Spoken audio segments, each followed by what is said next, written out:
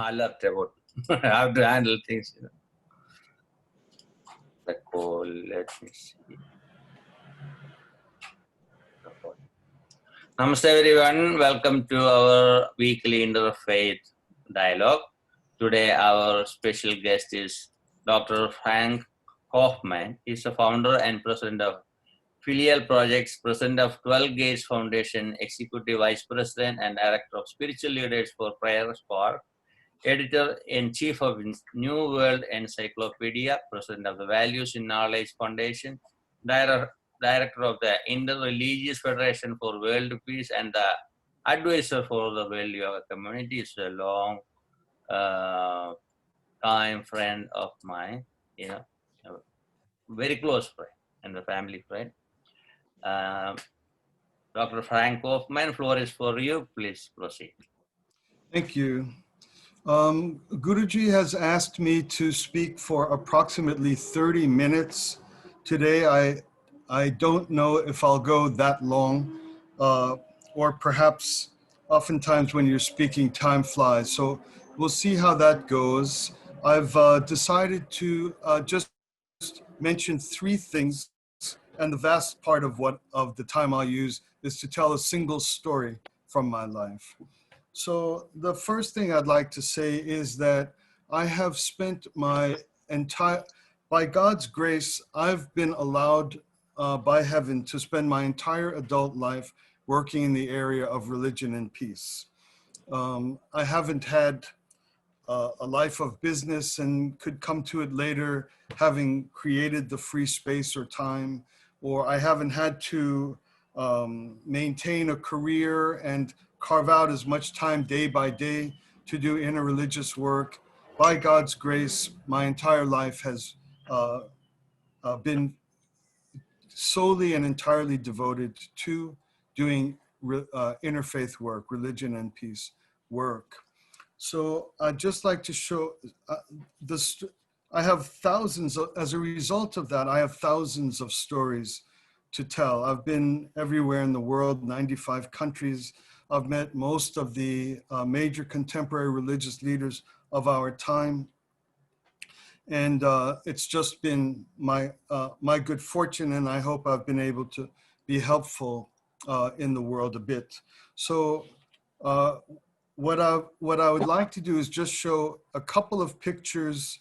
And so the story I'm going to tell has to do with the first Gulf War, the 1991 very fast and brief and rapidly ending war, in which my organization was central in trying to prevent it. And then once Bush Sr. failed to kind of trapped himself in going to war, we remained involved to try to keep it short. So my story is going to come from that. And so I've grabbed a couple of pictures just to show a little bit of my background just related to that one story I'm going to tell. So first I'll show these couple of pictures. I'm going to tell a piece of fiction. I'm going to make up a story, and then I will tell my own actual experience working in relationship to the first Gulf War. So first I'll just show a couple of pictures about my life of interfaith work, and especially as pertains to the story, I'll tell about my involvement and the involvement of my organization with the first Gulf War, in which Saddam Hussein had militarily invaded and occupied Kuwait. All right, so here I'll first show a couple of pictures.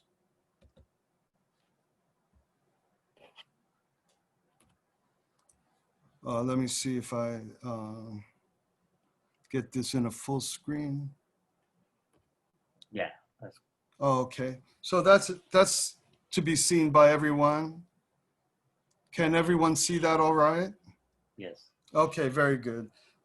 This is the Grand Mufti of Eritrea. He was visiting me in my office in New York. This is the Grand Mufti of Yemen. I was in Yemen at the time with him in his compound, or where he stay. This is the head of the Jerusalem Islamic WAQF. This is in Al-Aqsa Masjid, called by Jews called the Temple Mount, but there's controversy over the use of the term. Of course, it's Muslim, and so it's Mosque Al-Aqsa. But it's that beautiful golden mosque on top of and below is the Western Wall where Jews pray daily. It's a touch point of religious opportunity, but it has also been a touch point of religious conflict. This is a conference I did for 3 religions, Jewish, Muslim, and Christian, way back in '88, Dialogue and Peace in the Middle East. There you see the Yemeni Grand Mufti there. The center person sitting in the center is Zaki Badawi of London. He founded Muslim education in Great Britain. And also Professor Badawi, sitting in the center in the gray suit, he's since passed on, but he convinced Gaddafi to apologize for, I forget the name of the terrorist plane downing, and also to abandon his weapons thing. Of course, Gaddafi was betrayed as a result, so I'm sorry to say, but this is ABDURRAHMAN WAHID. He's the president of Indonesia, the largest Muslim country in the world, and or possibly India has more Muslims. It's close. And WAHID was blind. He was president. He was beloved and a great and progressive Muslim and courageous Muslim leader. He challenged I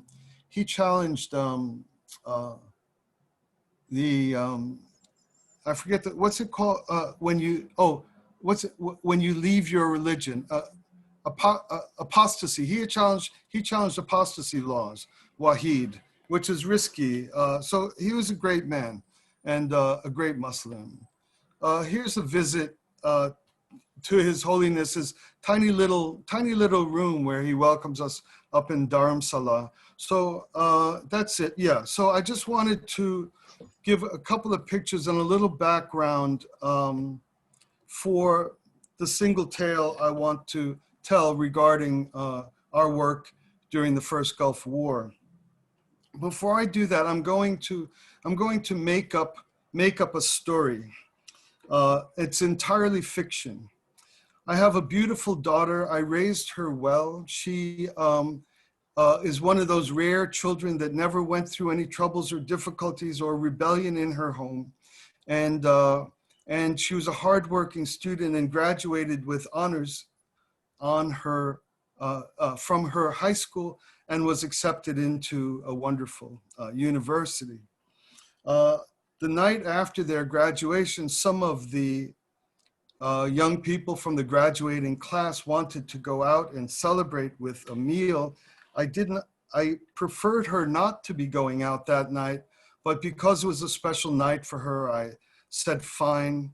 She went out, and that restaurant was bombed by a religious zealot, and everyone in the restaurant died.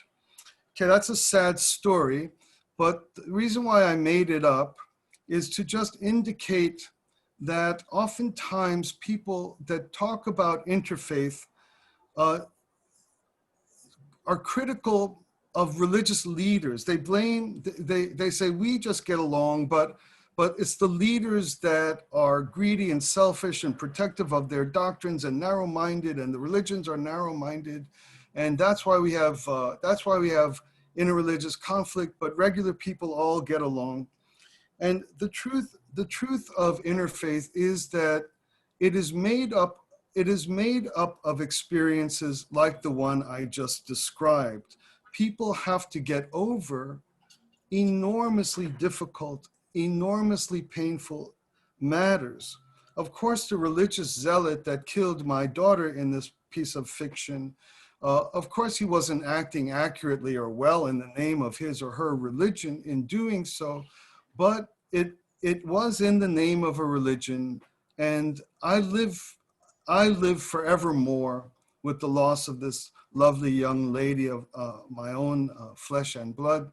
And that's what interfaith, this is the deep texture of interfaith. That becomes a family, it becomes a clan, it becomes a village, it becomes a nation, it becomes a whole sector, a whole denomination.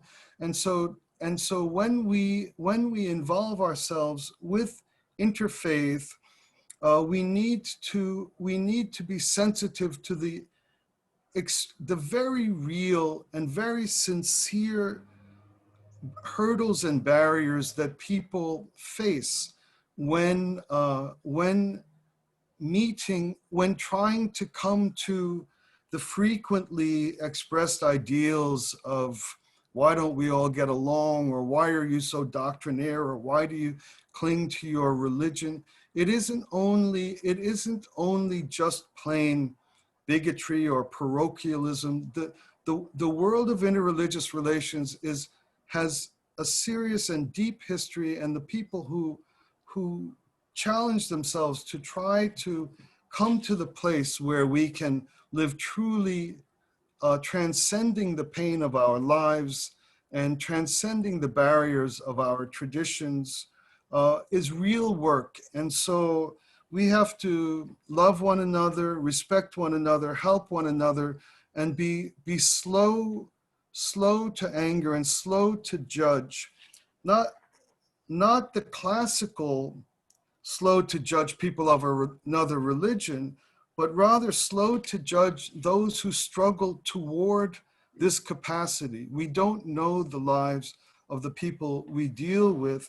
We don't know the pastor. We don't know the pastor of that family that lost the young lady, and why that pastor might be closed-minded to a given religion. So even in our collective interest and desire to affirm the beauty of interfaith and interreligious life, we also need to be sensitive to not be a new form of religious bias. Oh, he's closed, or he's narrow, or she's doctrinaire, or we don't want to have a new club that's, instead of being Christians or instead of being Jews, now our new club is we enlightened interreligious people. And now all of a sudden we have a new dogma that somebody else is inferior to. So I'm just trying to, with that little, what do you call it? Prolegomena, or a preface to my real story, that the gentleness that we advocate or are proponents of as people who have risen to some interfaith sensibility, let us not fall into the dangers of the very people in the various traditions who we are trying to not have them be closed-minded. We too don't want to be a unique form of enlightened spiritual types. Another one of my strong positions is that there is a lot of interfaith or interreligious activity that grows out of a secular read of religion. Oh, aren't the religions basically all the same? Why can't they just get along? It's being religious itself, which is regarded as the nature of the problem. And I'm very strongly against that. I don't believe a secular disregard of the distinctions of religion is a sound and effective path toward genuine interreligious harmony. That I don't have any personal religious practice. I just look at religions and wish that those people would get along. I think that kind of individual as an interfaith leader is not well equipped to really deal with the problems people face. My faith or my brother Gabriel's faith, it's a deadly serious matter. I'm not going to just push on him, oh, it's just like everybody else's. Why don't we just...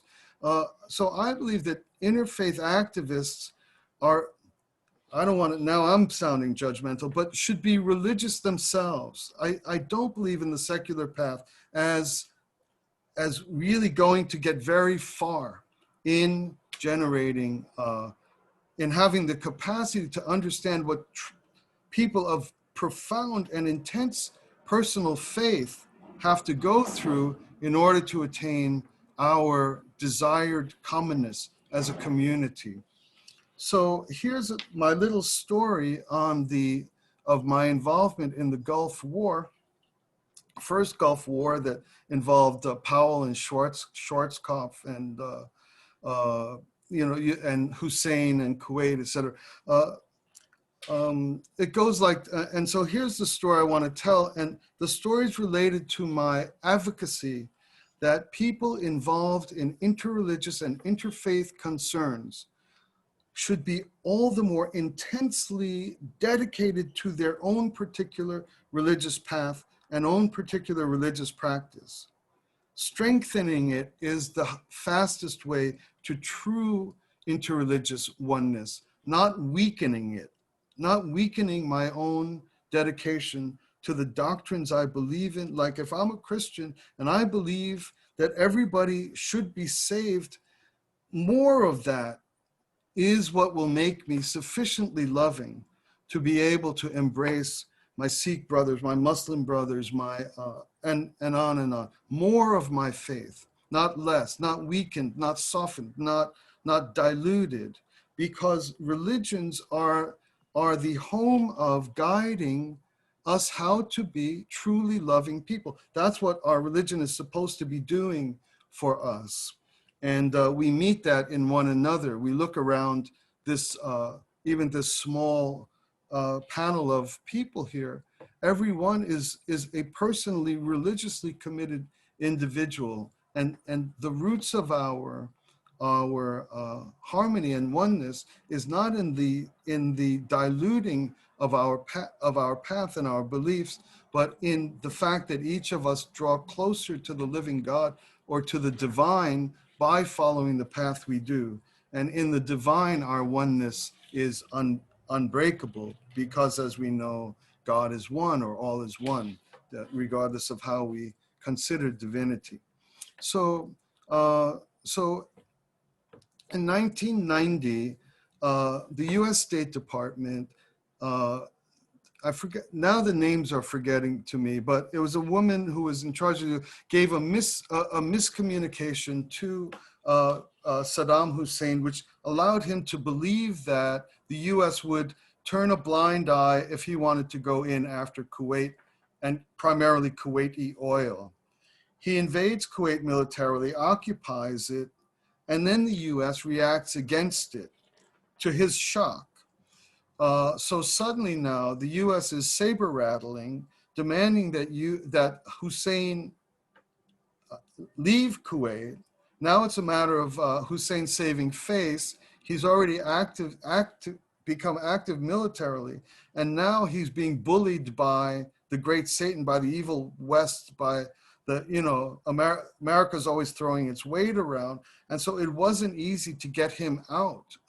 What was needed to do was not for the US to bully and demand and saber rattle and show our military, was to give him a way out. All that was needed was for him to give a way out, because he understood America to have hand in glove, or kind of surreptitiously given the go ahead to do it.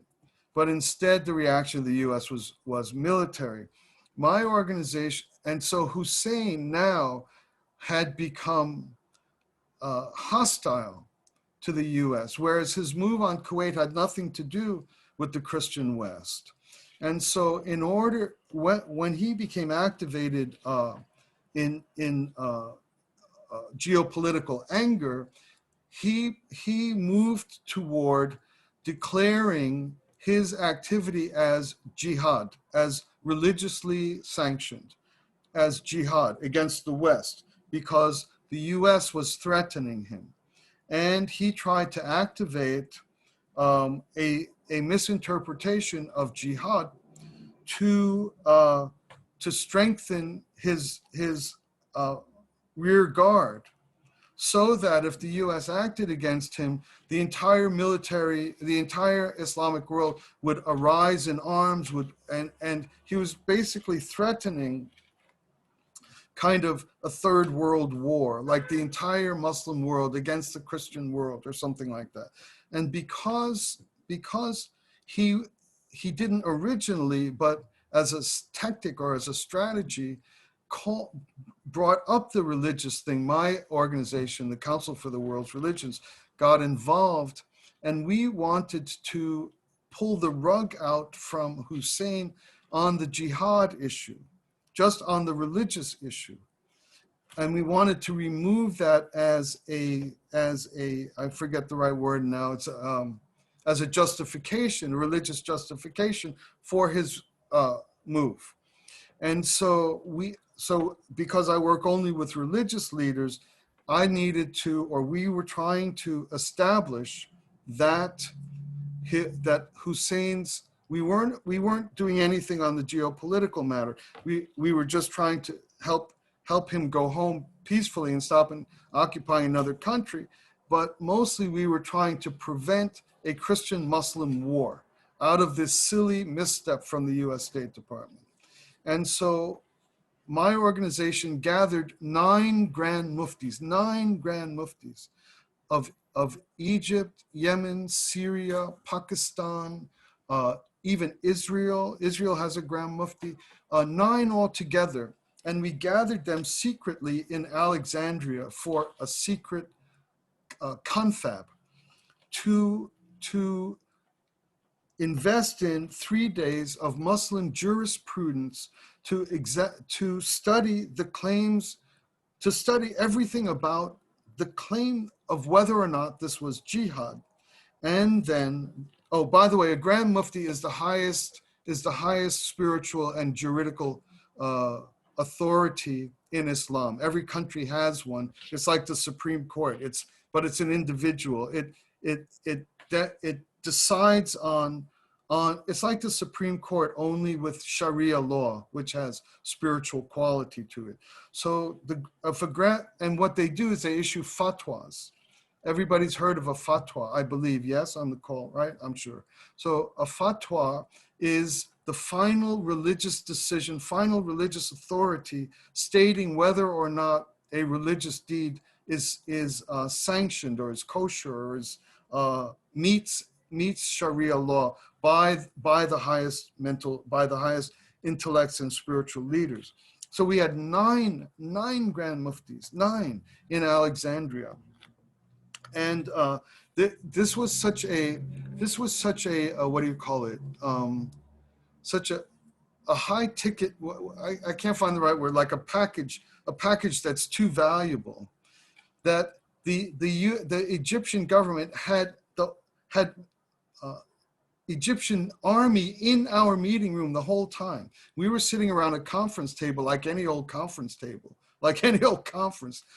papers out and people arguing and raising their hand and talking over each other. And you've been at conferences, and lining the walls in this hotel in Alexandria were Egyptian military holding their machine guns the whole time we were speaking. The reason why was because it was too high a value group, and I had accidentally put Egypt in a bad situation by having such a high value group in their country. So we met for 3 days, and by God's grace, these muftis decided that Hussein's claim that this was jihad, namely a spiritually sanctioned move by which he was trying to create kind of a third world war, all of Islam against the Christian West, which we've seen subsequently later with bin Laden or with the ISIS Caliphate and something. Every so often, the West is the enemy, and this is what Hussein was threatening. And so at the end of the conference, all 9 had all through their deliberations and prayer, you can imagine the intensity of these 3 days. And they're all looking over each other's shoulder. And you know, politics, even religious politics, it was very, very sensitive, extremely sensitive. And all 100%, all agreed that this was not jihad. It was not a religiously sanctioned event, and they were going to issue the fatwa denying Hussein that claim and denying him his efforts to create geopolitical chaos in defense of his invasion of Kuwait and occupation of Kuwait. All right, it's set, it's finished. It's the last session, and they're all ready to issue their fatwa. A fatwa from each of these gentlemen, all men, each of these gentlemen would shut down any Muslim military response or activism against the West, which was not behaving well, quite honestly, in a second. And just as we're about to close, a single, solitary, one of the people around the table suddenly almost became possessed, and he starts yelling and screaming, "Who is this man Kaufmann? Who's Kaufmann? Why is this Jew with us? Who is he? Where is he from? Who sent him?" He's yelling and screaming because my name is Kaufmann. It's a Jewish name, right? And so this house of cards, this delicate filigree of actually stopping a war, just preventing a world war, had one guy suddenly possessed of despising my Jewishness and saying, who sent him? Why is he even here? What does he even care? Where is he from? Et cetera, et cetera. And so everything was about to collapse. Everything was about to fail and fall in a single second. And by God's grace, and this is where I come to the point where I believe that genuine interreligious work requires a religious person, requires a person who themselves are committed to religious life, because the issues are religious per se. And you have to have expertise in that by the nature of your own daily life, our own daily life. So in a panic and not knowing what to do, I'm not a Muslim person, and I don't know what happens when a Muslim starts yelling at a Jewish invader in the middle of Egypt. I really don't know what the protocol there is under such circumstances. And I looked around the room and I found one of the Grand Muftis had a darkened callus on his forehead. Now, I'm sure many of you have met and known Muslims who have that, because the prayers, the Muslim prayers from 5 times a day require that you touch your head to the ground. And if you're very devout, eventually you're going to have a dark mark on your forehead, which just happens because you're praying 5 times a day and going through the Muslim rituals.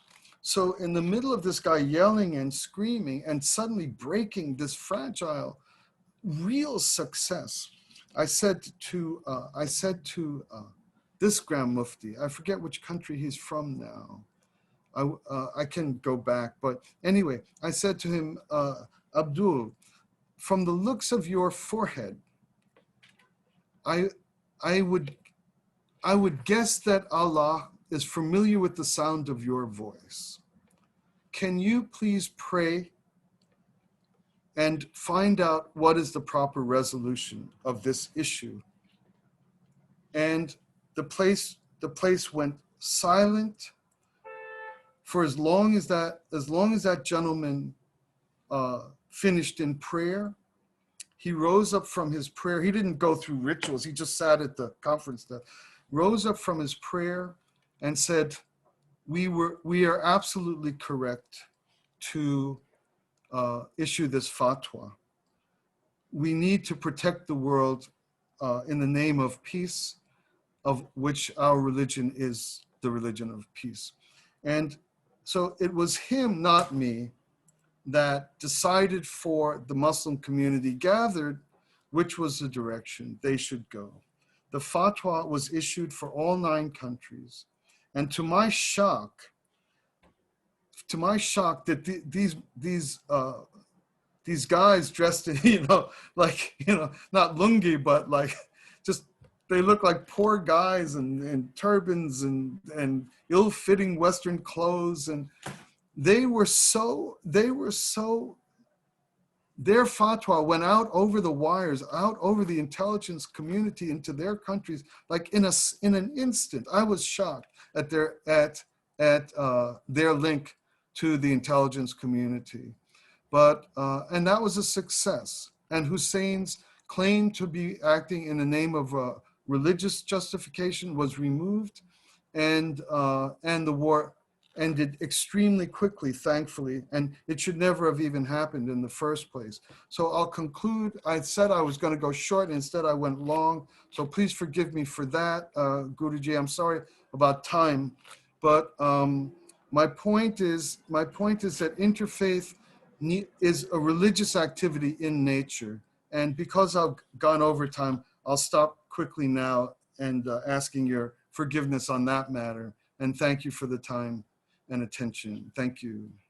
That is a really challenging story.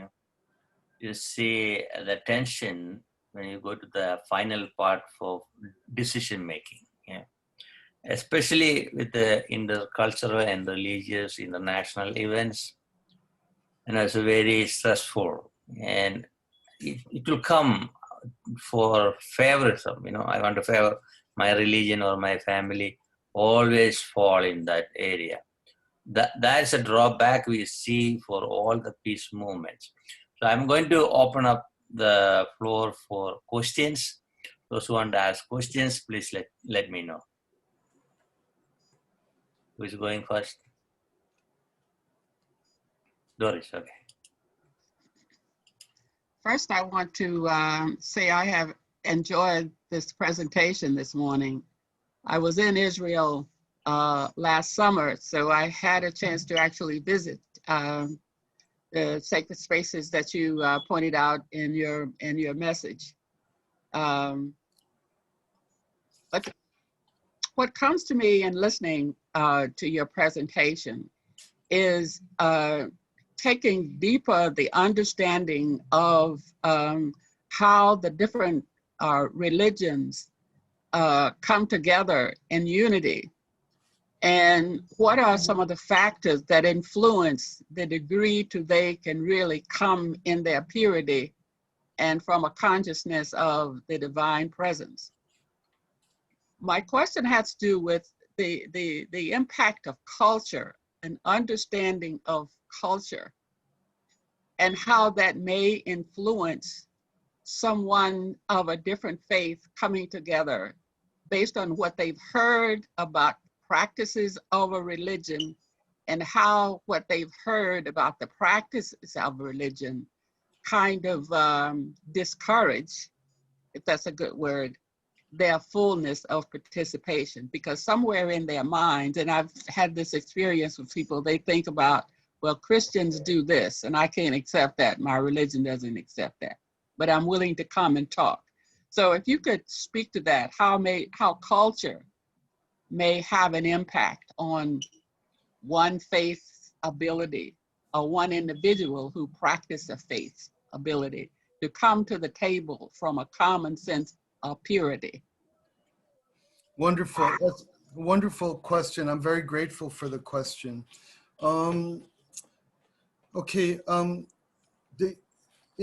Interreligious activity occurs in different ground rules.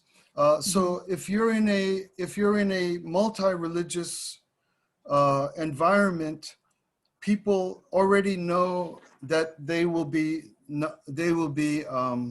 ignorant of one another's culture to a greater or lesser extent. Right. And yes.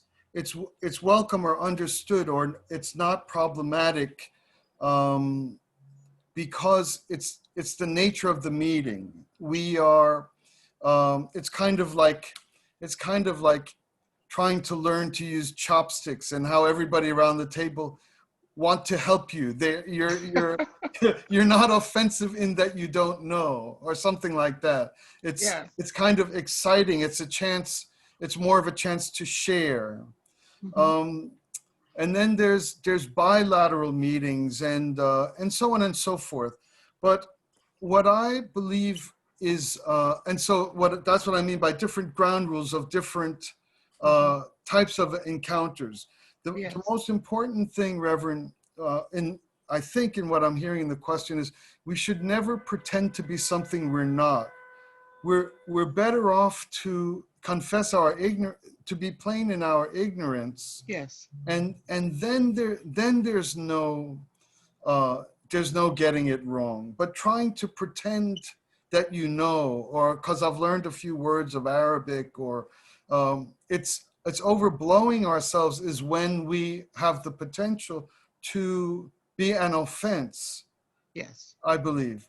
Yes. And then finally, in the culture that's not our own, I believe that we should have be on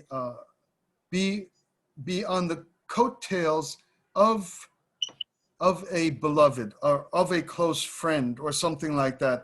That person is vouching for us. So that if I were, like in that instance, I had close colleagues who were my front line. I didn't fly in as a non-Muslim and think I could just tell them what to do. Do you follow what I'm saying, Reverend? Yes, yes, I do. Yeah, and so maybe the short answer is humility. If I go to an all Hindu group, I may have a wonderful message to give, but I would rather be behind Guruji, and he would let them know whether they should listen to me or not. So real investment in our close interreligious relations are really the doorways for us to be effective in the big, serious meetings. And does that respond a little bit? Yes, yes, yes.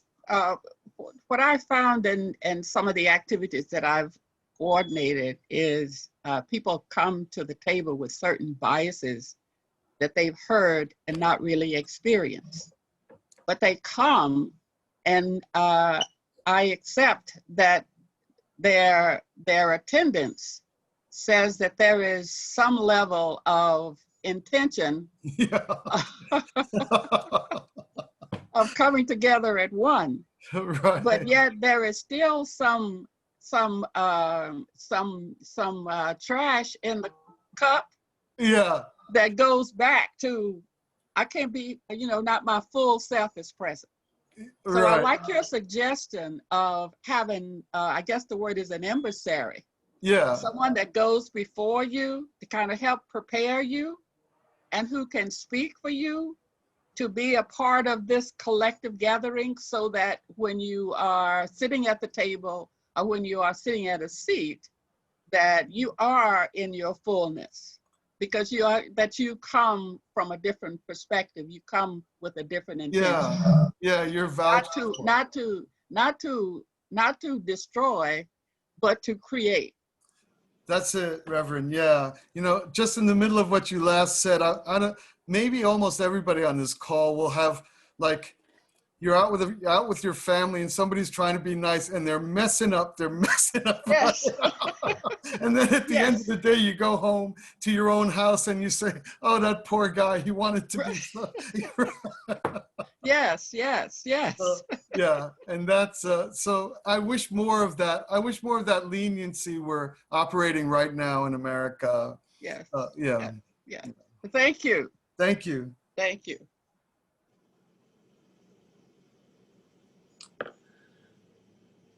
Sir, I've been very much impressed with your presentation, and especially the way you handled getting together the Grand Muftis from different places and bringing them together to issue a fatwa eventually.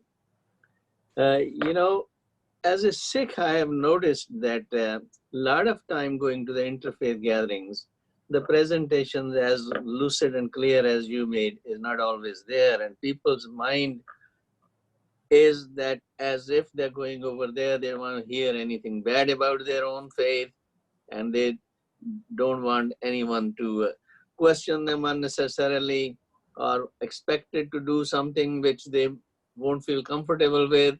So the meaning of interfaith is not always understood very easily, not the way you described. But for me, attending these meetings with the Guruji and other people involved over here, things have been a lot more pleasant, and learning from each other how to resolve the different issues while maintaining your humility and your identification, as well as your own faith the way it is, but at the same time being open to learn other ideas. So I find your presentation very useful from that angle for me. Thank you so much. I'm grateful for your encouragement. Hello. Yes. I've felt like I was a piece of history right there, and I thank you for that. And it's amazing to hear the stories of how things actually happen sometimes behind the scenes. It made me think of a lot of the religious conflict that I get asked about a lot on talks I give in Africa, and that's also Muslim and Christian in a lot of cases. And hearing you describe the power of a fatwa and the focus on peace of both religions separately in a non-radical state, why isn't a fatwa more used to decry some of this violence and to try to stem some of the violence in various places that we see around the world? And could it be used in a different way, in a more effective way, by the leaders of different religions, not only Muslim religion, but statements of analogous statements in various different religions? Yeah, brilliant question. Again, every comment is lovely, and this is a great one. The response, I'll call you Peter, is that fine? Okay. Sure. The response is that, unfortunately, first of all, the how can I put it? The fatwa is judicial interpretation. So it isn't that you can just open the book and it says here, don't do that, or something like, you understand. Mm-hmm. And so the individual who is the Grand Mufti, it depends on the nature of the Grand Mufti. If the Grand Mufti is a highly political type, kind of runs with the government, is highly nationalistic, or comes from a more militant side of the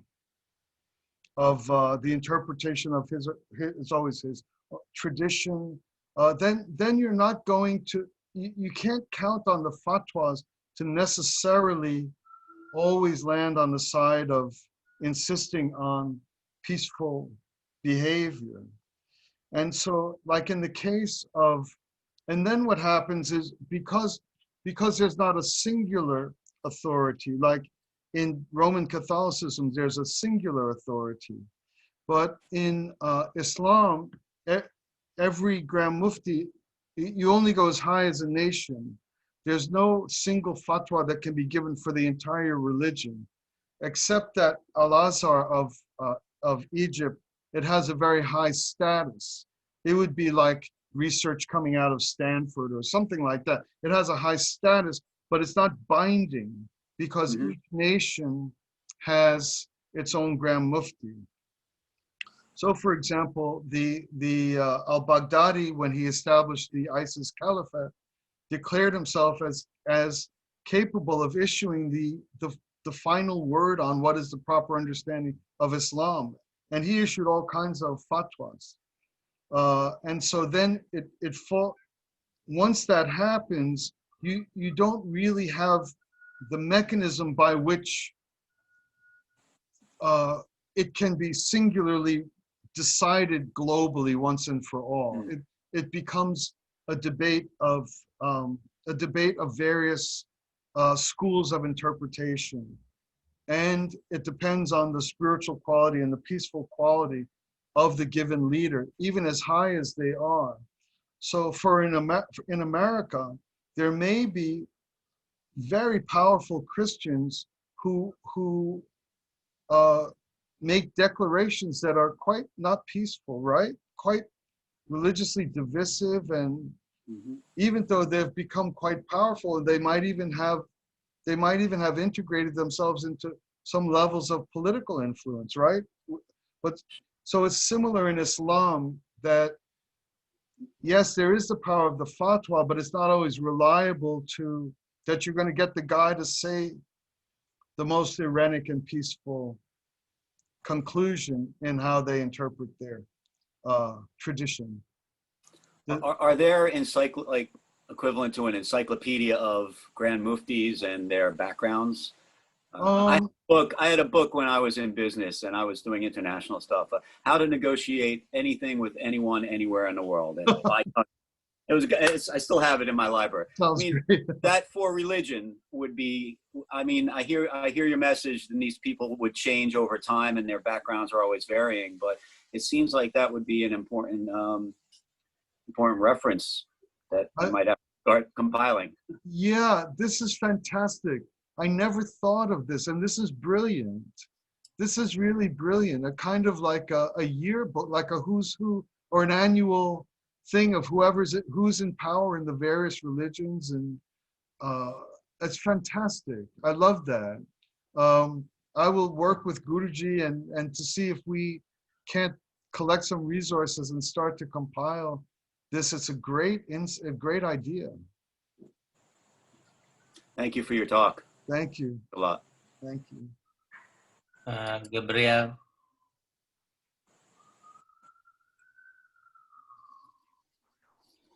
Yes, hello, Frank. Hey.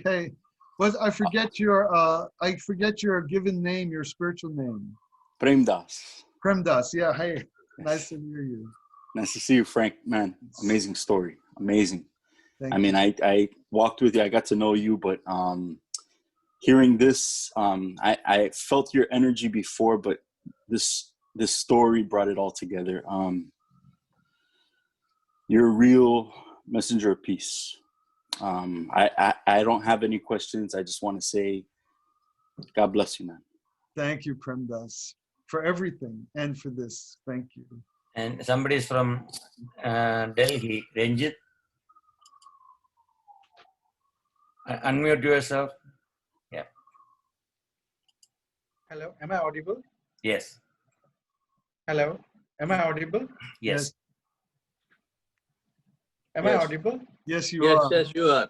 Oh, I think Hello. he's audible to us and us not to him, it sounds like. hello, am I audible? Yes. Yeah, you are.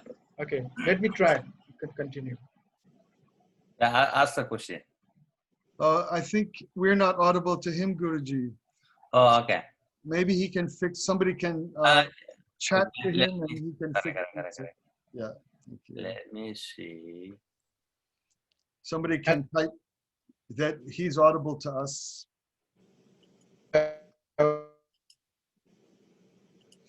Guruji, maybe he can type the. Yeah, I am asking to type it. Okay. Please write your question.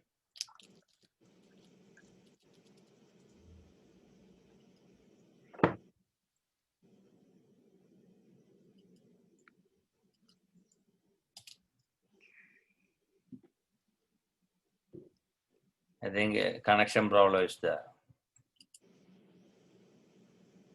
Okay, then I'll go for a question. I know your background. You are not just a interfaith or interreligious promoter. You took your life as a international family. Could you explain about how it is, how it started, how it is going on? Because I know your wife is from Japan, and even your name, Frank and Kaufmann, you know, you have the background from different culture. We like to know those things too. Okay, so do you want to know? You want to know my personal? Little bit, not everything, a little bit. Well, my mom is from Calcutta, India, and her grandparents on her mother's side were a Dutch mother and an Indian father, gave birth to my mom's mom. So on her mother's side, she's Dutch and Indian. And then this Dutch and Indian woman from Calcutta married a Portuguese man, a pure Portuguese sea captain who married some lady in one of his ports. And so my mother's side is Portuguese, Dutch, and Indian. So I've been often what you call it, adopted as an adopted son of India, and everybody, all my Indian friends, I'm Indian with them, but I'm mostly colonial power. But anyway, I'm at home in India. I've been there hundreds of times. I've been there around 25 times and been everywhere in India, and I'm at home there. I'm actually, Guruji, I'm more at home in the ashrams, if I'm honest. Right. The food is cleaner, and the life is simpler. And when I'm in India, I really prefer to be in the ashrams, honestly speaking. You've asked a different question about my background, but I got distracted by India. In America, at the end of the day, you have like a big giant bag of plastic that you need to throw away. In India, in the ashram, after a whole week of living, you have about 1 inch of 1 inch of garbage, just a few orange rinds and a tea bag. You're producing no harm to the environment. So I'm very at home there. So although my mom is only part Indian, I think it was an awful strong part. Her mom, by marrying a Portuguese, had become a Catholic, but my mom used to sneak off to the local sadhus on the street. She claimed it was because they had sweets. So she was more attracted to the Hinduism side of her life. She came to America and married a German Jew, a New York German Jew, a classical kind of New York Giants fan, transistor radio in the ear, kind of New York German Jew. So that's my own personal ethnic background. And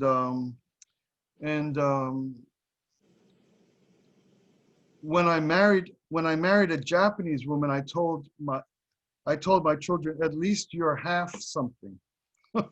So it's progress. The other thing about my roots is that both my parents were kind of anti-religious, because my mother thought that her Catholic mom sacrificed, the church took advantage of a poor Indian woman. That's what she thought. My grandma was very devout, like Mother Teresa type sacrificial Catholic, but in my mom's eyes, the church was taking advantage of a poor Indian woman. And so she was kind of anti-religious in a soft way. And my father also had a bad experience with the temple on one of the visits. His father was offended, and my father was kind of anti-religious. So my parents were secular, but I, for some reason, that's a humble way of saying it. I'm not mystified by it, but I was always intensely God-oriented. And so this was an isolated path for me, that I sought God passionately, but independently of any early childhood influences. and I think that helped. I think that helped me, so that I wasn't too top heavy from my early formation. And then when I finally did find my personal path, uh, I could go into it clean with a more adult, not a collected set of strongly fixed biases, perhaps. So I converted to Christianity at the age of 14. I had a very radical Christian experience. If I tell it to a group of Christians, usually tears fall because it's a very extreme Christian experience at the age of 14. And then in classic 1970s form, I became a seeker, somewhat a backslider from Christian perspectives, and traveled through Eastern traditions all through my college years, Tibetan yoga and Zen and classical kind of hippie chaos kind of thing. And then at the age of 21, I had a second spiritual experience in which my disorder was kind of confronted me, and then I became deadly serious and eventually ended up on the path of unification, which I'm in now and have been for 50 years now. Time flies.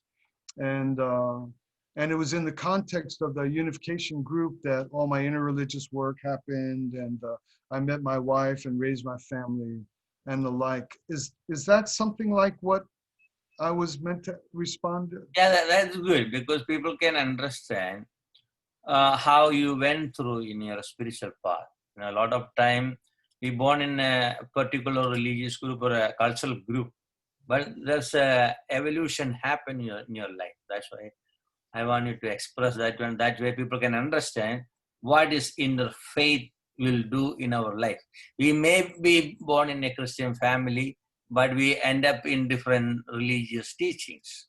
We may accept different teachings from different faith, and at the end we may become like a universalist. Yeah, that's very true, Or Guruji. specialist, It's very true. It's very true because of my work and working with religious leaders and trying to sincerely know as much as I can.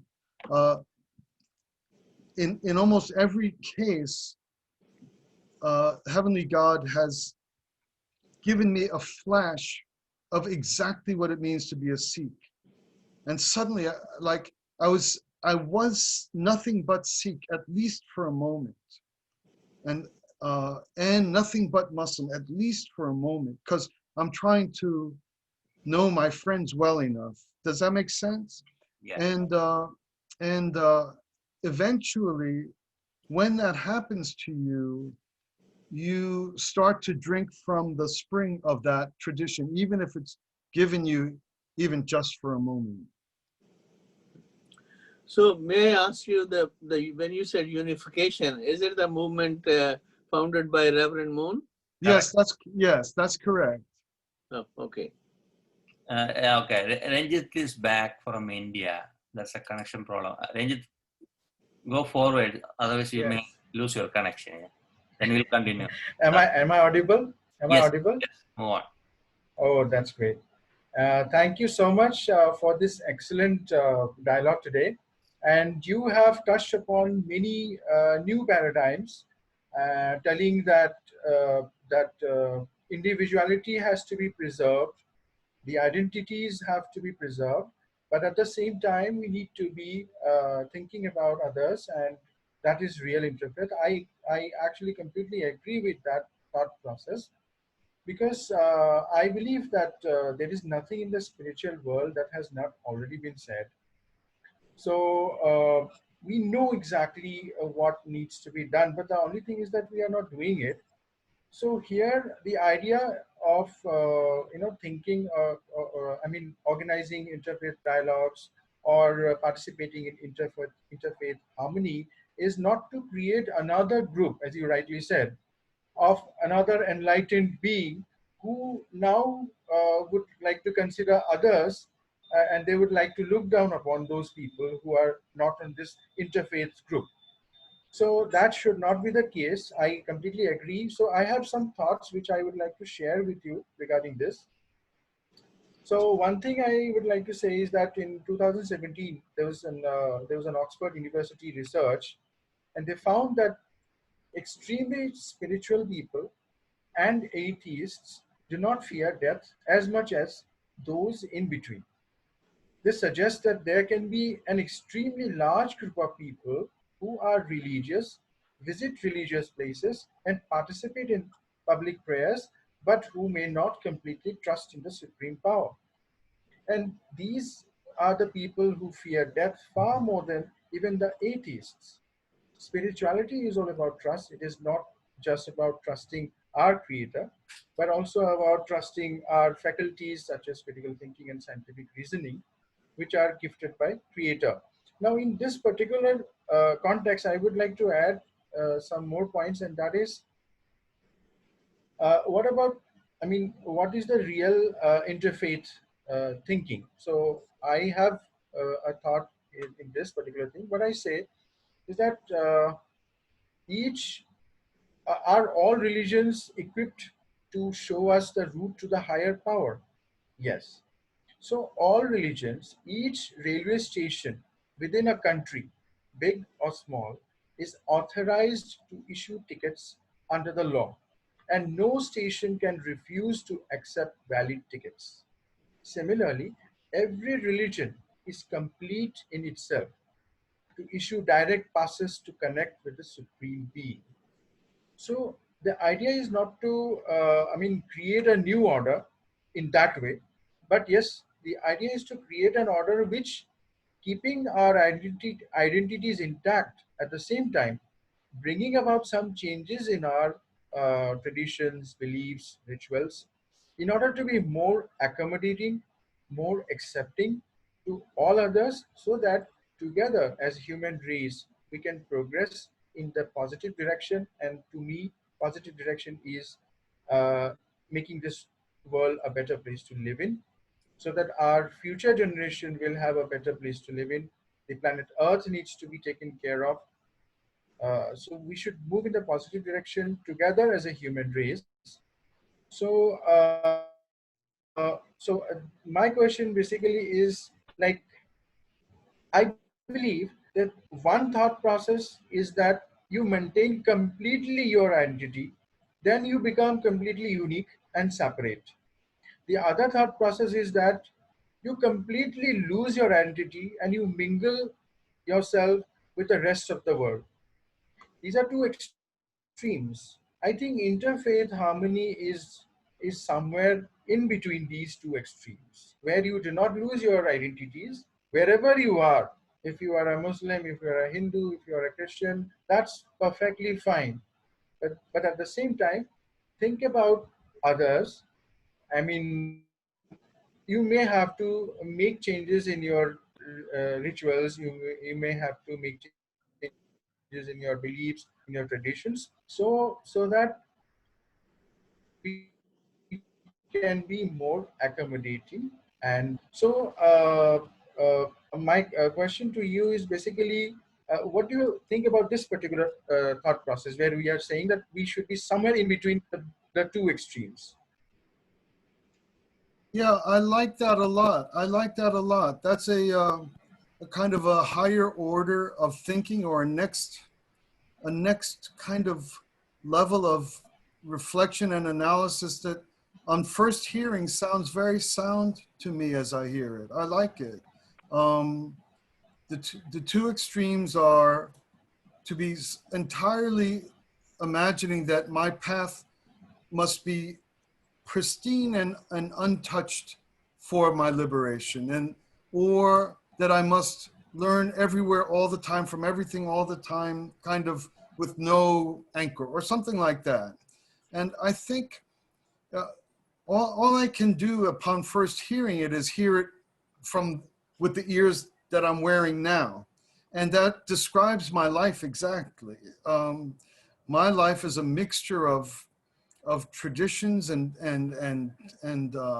appreciations that I've inherited from the world's religions that have not in any, I think a lot of interfaith people say it doesn't interfere with your faith, it enhances your core faith. And so I think you've hit on a good frame of analysis and a good conclusion too. As I hear it for the first time, I like it. It resonates with how looking at what I've done with my own life as chance would have it. So Thank you. I like this. even thinking about the universe is not extreme, but it is extreme. Say it again, Guruji. Thinking about the universe, it is not extreme, but it is extreme. Right. That's paradoxical. Yeah. Think about the water. Wherever you go, water is water, H2O. That's just a necessary thing we had to have in our body, you know. Yes. So the essence is the spirituality more than any sect of practice. And okay, if I like chai, that is the only negativity I feel in my life, because I want to have a chai every day in the morning. I can stop it anytime. I did that, you know. But this is a habit from my childhood. All other things I can go. I can leave the sleep. I can do traveling or not traveling, or speaking to people or not speaking to people. I'll fluctuate myself, depend upon my day-to-day life. Set practices I have, but still I try to be flexible to any moment, to anybody. That's why I keep it. So when we live in a religious practice, we have a set idea we want to follow it. But certain time, it will conflict with other religious practices. And it's very hard to interact with other groups. So we had to come to the point, what is spirituality? Where is the God? Who created the God? Is God created us? So who created the God? I asked this question to my parents and teachers. I always ask this question. And we cannot promote the communism, because socialism may help everybody to sustain on the earth. But when you go to deeper, then they neglect all the spiritual path, and it will destroy the psychology of a person, and they can do whatever I want. That's the way to go. So we need a balance between a lot of things. So we had to figure out how to handle ourselves in day-to-day life. And we all know we are going to die one day, today or tomorrow. We have fear or not, the yogis will embrace the death. That's the way they go through it. You know, it's a long process, and a lot of people cannot understand what is it, what's the meaning of the life itself. You know, that's the way it is. So, any other questions? I think Dr. Kripal Singh was going to ask something earlier. Kripalji. Oh, I'm just very impressed that how from different aspects of life, you know, you can draw inspiration. And to me, the study of the world religions as such has been extremely useful, professionally working as a psychiatrist as well as personally. This had actually given me a better understanding of my own faith-sikhism by relating and learning and interacting with other people. It didn't make me weaker in my outlook. Rather, it made me more clear in my outlook, while at the same time accepting diversity as divinely created and being part of it and enjoying it. That's been my, you know, really something which gives me this almost a feeling of ecstasy. The more I think in terms of that and relate and see such wonderful things all around, it's just very, very joyful. Thank you. I've enjoyed the lecture. Very much. I think Kirpal, if he had to compile scriptures, would do exactly like Guru Nanak, right? You'd have all the traditions in the scriptures, just like the Yeah. Granth. So you've said it in so many words. Thank you. Any other questions? I have a question, but I would really like to say how much I've enjoyed this discussion today. It has enriched me, my understanding to a greater degree of what it means really to be in the interfaith arena and what it means to be a human expression in the earth. We talk about oneness, we talk about unity, we talk about love our neighbors, we talk about love our God. But it's one thing to talk about it, to dance about it, to sing about it, but it's another to practice it. And what I gained from the discussions that we have from the presentations like today is more inspiration, more knowledge, and more determination as to how to be that expression. So thank you for this today. Thank you, Reverend. Uh, Wonderful. Dr. Frank Kaufmann, could you explain about the little experience with the UTS you teach interfaith activities? Yeah, along with I teach world religions. I teach interfaith. I don't do it as much as, basically, once you commit to a university course, you're kind of tied down, Guruji.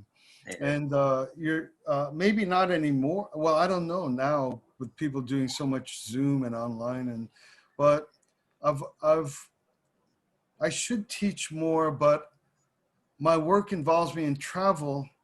And so I've taught at the undergraduate, I taught at Pace University, I taught at Unification Seminary. I've taught college courses and postgraduate courses, but I hate to not be there for my students, and oftentimes my work will have me travel suddenly or in an emergency, and so this is a tension in my life, or a difficult thing. I know that you and I, Guruji, have been, when I do teach, I often have you come to present to my students. And so we've been together in such occasions, but it's one of the things that I've struggled with, because I don't like to, my students, once they're my students, I'm indebted to them, and I don't like to have them come and their teacher's not there. So that's one of my, I don't know. Do you understand what I'm saying? It's trouble for me, but every so often I teach a course. I know. I teach intensives where they allow me to concentrate a course, right, in a short period of time. Then I can commit to it because I can clear my calendar and be safe. And those are the times that you and I have been together to teach my students on various aspects of either Hinduism or interfaith, or even the spiritual practices that you command. Somebody is from Argentina, Mirta Bardo. She's a yoga teacher. She want to ask a question. Do you hear me? Yeah. Yes. Yes. Thank you very much, Guru Dileepji. Pleased to meet you, Mr. Frank Kaufmann. Thank you. I have a question. Here in Argentina, I can't tell you how many religions we share.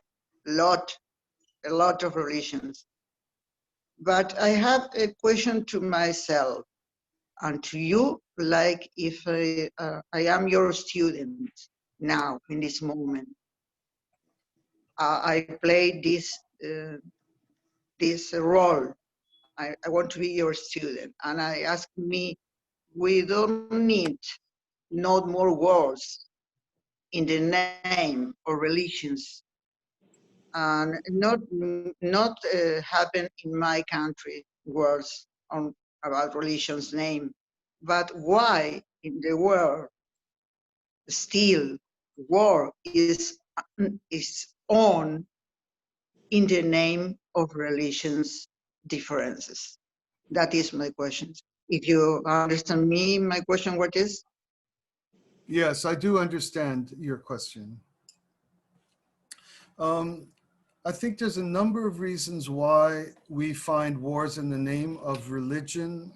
One is that the things which cause wars are when people feel threatened over things that are absolutely indispensable in their lives. Like if somebody threatens our water supply, we have no choice but to go to war. Otherwise, we'll die from no water. If somebody threatens, basically when people feel threatened to the point where they're pushed to no other option, they will wage war even against odds of winning. And religion is actually a sense of need which is stronger than physical need, but because it's invisible, people don't understand how people can be so attached to it. But everybody knows that people easily give up their physical lives for the sake of their faith, easily. In every tradition, people, their physical lives are negligible as compared to their eternal life and their faith. So if people hold their faith in such a way that they feel that it is under threat, they react in just the same way as any other threat to something that's absolute and precious in my life. The same way I'd protect my child, or the same way I'd protect my village, or same way I'd protect my library, or my religion is something that is even more precious than any of those things. People go to war over far lesser things, things that are far less important. So that's one of the reasons why. The reason why people are especially critical of those that go to war in the name of religion is because religions are meant to teach us all the ways of life that are exactly how not to be warlike people. So it seems like an act of hypocrisy. That's what is especially egregious about war when religion is involved. But in terms of human behavior, to become belligerent over something that you believe is absolutely non-negotiable is normal. It just happens to be over an enterprise that's very job is to teach us love, compassion, forgiveness, and things like that. So how on earth can you go to war when the very thing that you're fighting in the name of is supposed to teach you how to be the exact opposite kind of person?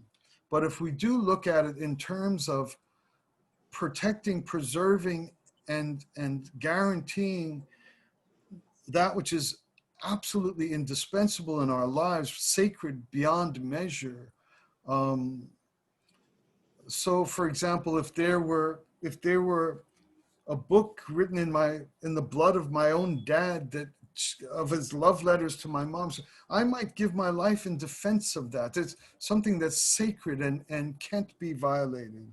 It's human nature. So there's a paradox there, and religions are regarded as hypocritical, but it's just the nature of human beings to be ready to defend something that can never be replaced or is absolutely sacred and valuable.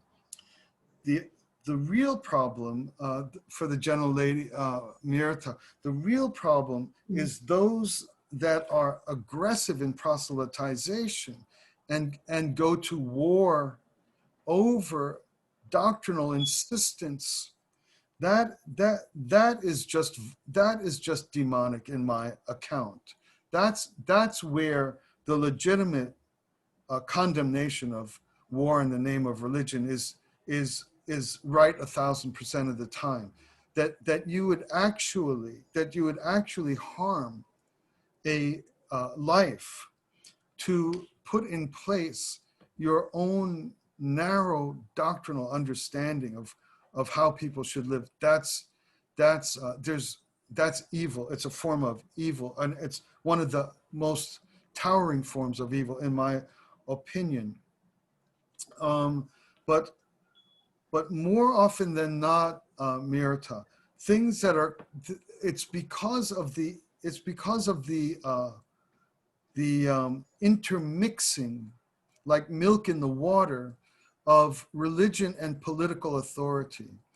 Because there is a touch point of the sacred and the secular. If you have a church in which you have, or if you have a stupa in which you have the hair of the Buddha or the bones of the Buddha, that becomes a political thing. It's a piece of land. It's a territory. Territories are defended militarily, and so on and so forth. So religion is present in the world, and it cannot be avoided to have an admixture of sacred, spiritual, and political and secular. And it's because of that touch point, the admixture of religion and secular reality, that's where, that's why one finds religious war. So I think there's three things involving religious war. Sorry, my answer's too long. One is that it's human nature to protect that which is sacred and can't be replaced. The second is that religion and secular reality have a touch point, because religions, they have stuff, they have churches, they have space and territory. So there's a touch point which makes classical conflict possible. And the third is the one that is duly to be condemned 1,000% of the time. And that is that if one has such a perverse and misguided view that my particular doctrine and culture and way of life is a necessity, that I would even harm people to impose it on people, that's the one that is just demonic, and it requires prayer and investment to remove that in every case from every mind and every heart. But the other two need careful work from us all to start to work through how to deal with things that threaten that which is infinitely precious and infinitely sacred. So that's a response on the spot. I hope it's responsive to you somewhat. But yeah, there you have it. That's what I have to say on your question. Thank you very much for your explanation and to listen to me, because it's a question that make myself day after day. I say again, it does not happen in my country, but I study the culture of different countries, and I want that, and I think that we don't need no more wars to defend our territory. We can use our words, other forms of communication. I don't know, I think so, because I like peace. I think we're all with you to the end of the day and end of time. We're with you on that. We don't need another act of aggression in our world. There's always ways. Thank you very much. Thank you too. Thank you. So this is a last question, not last question, last request, I'll say. If you want to give a message to our group, Interfaith, or those who are the listeners from our social media, what peace message you want to give to people which can make a change in the world? A single word of message to me is that God is love. He created our world for us to know love all the time. and that the spiritual path that God introduces us is meant for us to know that truth more deeply and to become figures of that love. So it's really being faithful and hard at work on the spiritual path that God kindly gives us, that and to follow it above all for more than any other reason, to follow it in order to grow in our capacity to love others. Yes, it's a feeling like we had a wonderful lunch. Spiritual lunch. Yeah. Thank you, dear friend, Dr. Frank Kaufmann. It was a Thank beautiful you, Guruji. presentation. I enjoy, and after a long time we are talking. Yeah. Then I want to give a message about October 4. We'll have Guru Festival to promote all the masters, and chose at that day because of my official birthday. And everybody, you are welcome to present 3 minutes to 5 minutes. I'll say stick with the 4 minutes. That will end up 5 minutes. Message, greetings, whatever, or even prayer. We'll start from 9 a.m. to 6 p.m. If it is a lot of people, then I'll go up to night. So let us see how it will work out. So soon I'll plan things and put it on Facebook. Follow the Facebook. Don't wait for me to invite each one of you. Thousands of people are my friendship in circle. So sometimes I forget people. That's why I just write as a common message. Take it as your personal message. Then some more events are coming up. This Saturday, there's a abolition of nuclear weapon movement happening with the UN group. We are going to host that event. I'll let you know very soon. Then next week, we have Interfaith as usual.